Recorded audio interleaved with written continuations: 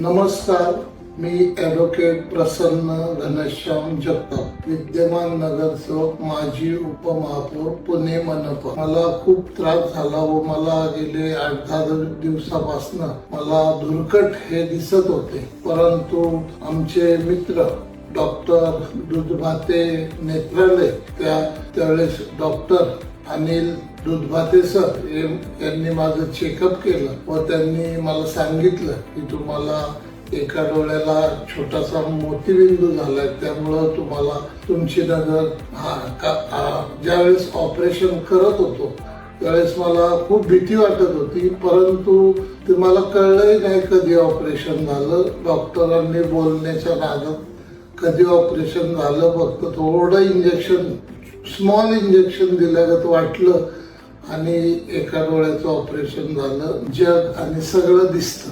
धन्यवाद डॉक्टर दुधभाते यांना.